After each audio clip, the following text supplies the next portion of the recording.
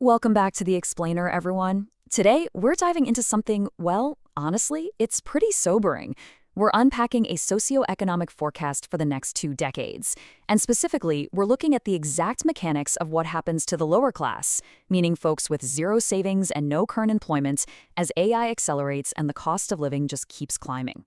It's a really stark, but absolutely essential look at our approaching future. Listen to this quote straight from our source material. These measures often act more like containment walls than safety nets. I want you to just keep that phrase in the back of your mind throughout this explainer.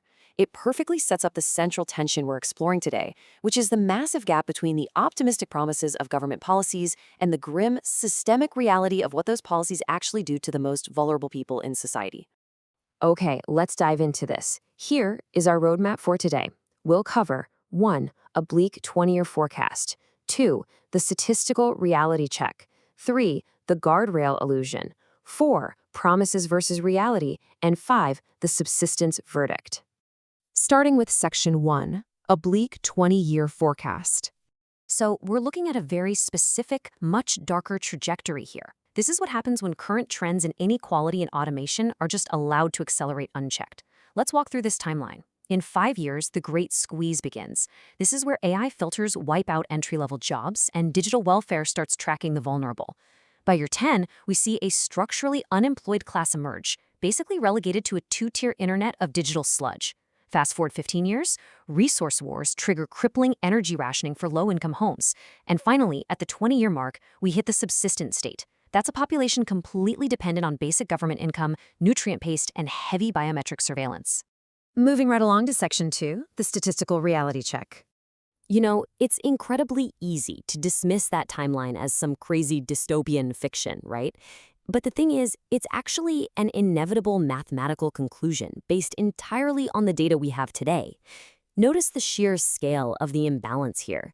The top 20% of Australian households currently hold 64% of the wealth. Now look at the tiny sliver for the bottom 20%, which is the demographic we are focusing on today. They hold just 1%, literally 1%. And that gap, it's widening every single year.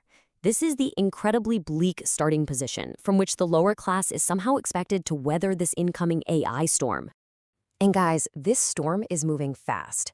1.5 million. That is the number of Australian jobs projected to be transformed or just entirely wiped out by AI by the year 2030 alone. That is not in 20 years, that's literally just around the corner.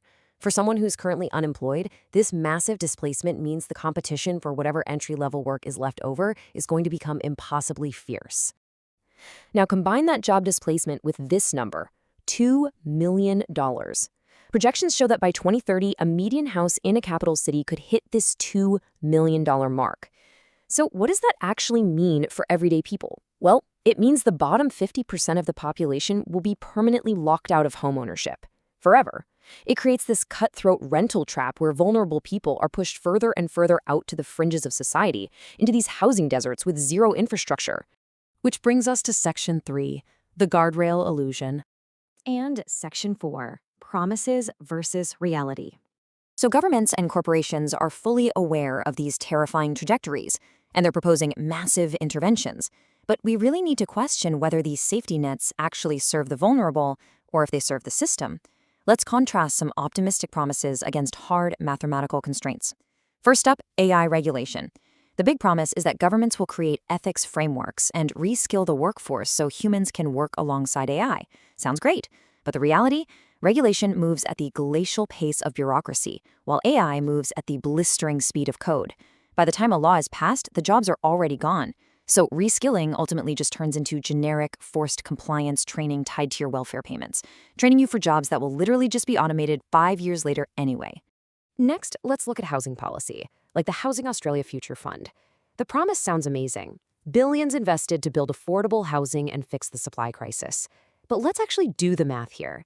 The reality is that building roughly 30,000 homes over 5 years is entirely useless against a population that's growing by hundreds of thousands annually. The scale is mathematically impossible. Waiting lists for public housing are going to stretch from years into decades, meaning this policy essentially just subsidizes the construction and developer sectors, not the unhoused. Then we have the Universal Basic Income, or UBI. Now, the promise here is totally utopian. free cash for everyone to keep the economy moving as AI takes over. But a true UBI requires massively taxing corporations. And in reality, the constant threat of corporate flight in our globalized world severely limits that taxation. So what you get instead is a subsistence containment wage. It's just enough money to keep you fed and keep your Wi-Fi on so you don't riot, but never enough to actually let you escape your economic situation. High survival, sure, but absolutely zero freedom. And finally, privacy laws. The promise is data protection and the right to disconnect. But reality hits hard. Data is the oil of the AI age. The entire economy runs on harvesting your behavior. In order to access essential digital welfare services just to survive, vulnerable populations will be forced to waive those privacy rights. True encrypted privacy? That's simply going to become a luxury good that only the wealthy can actually afford. Which leads us to our final section, the subsistence verdict. And this brilliantly illustrates the chilling bottom line drawn directly from our source materials analysis. Just look at this stark contrast between intended goals and actual functions here. The intended goal of reskilling is employment, but the actual function for the individual is to just keep you busy and compliant in the welfare cycle. Housing policy is meant to provide shelter. Its actual function is subsidizing developers. UBI is supposed to end poverty. Its real function is to prevent a revolution. And privacy laws are intended to protect your identity, but they essentially just legalize the data extraction you are practically forced to consent to. So, this brings us to the definitive verdict of our explainer today. These measures are not designed to prevent the existence of a displaced lower class. They are designed to manage it. The guardrails are built to protect the system itself, ensuring it continues to function smoothly, rather than acting as a true safety net to lift individuals out of their economic reality. So I want to leave you with this final, absolutely vital question to consider. If the macro system is mathematically designed to manage you rather than save you, how will you respond? What independent micro-level strategies can you start implementing right now to avoid being locked into this trajectory? I know it's a heavy thought, but it's an absolutely essential one for us to critically examine.